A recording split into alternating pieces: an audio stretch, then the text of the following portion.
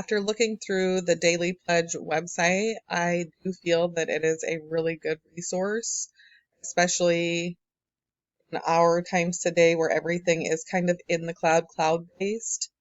Like I say in my points here, it's a great place to meet with others with similar experiences while still having some convenience of home.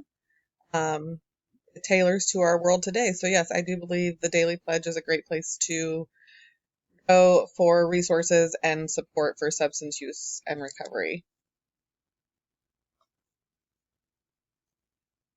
I researched the assets forfeiture program. This is something I didn't have very much knowledge about previously.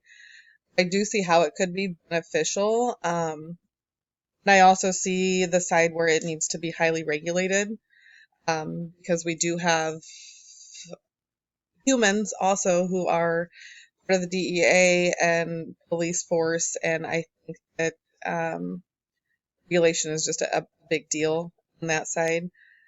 Unfortunately, there's not really any studies to prove its effectiveness, so I'm not certain the program's being utilized to its full capabilities. But it is an interesting program that I think in the future, with some tweaks and things, could actually be beneficial.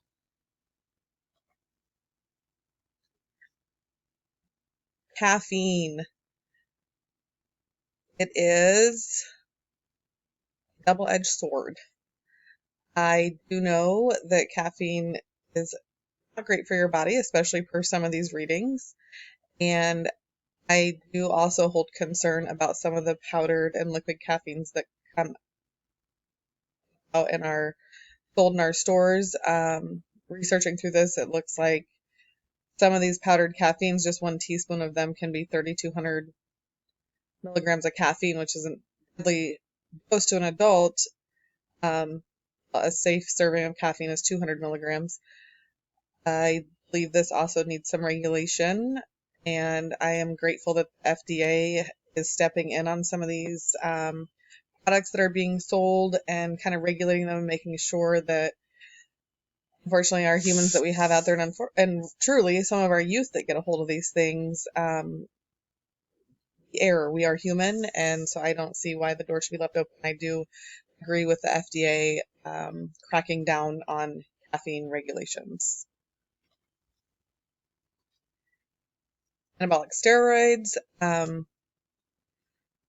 I see how an athlete could find the benefit in them, but if they were educating themselves and could understand what it does to your heart, your liver, your kidneys, and your mental health,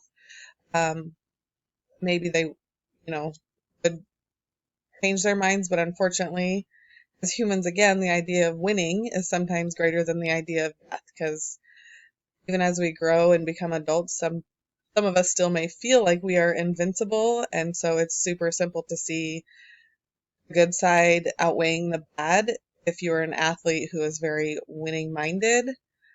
I am grateful that we do have some regulations on this as well, and I do believe that athletes should be held accountable when they are on with steroids in their systems, things like that. I don't know if they should be completely disbarred from becoming an athlete ever again, but I think that there should be some accountability side effects.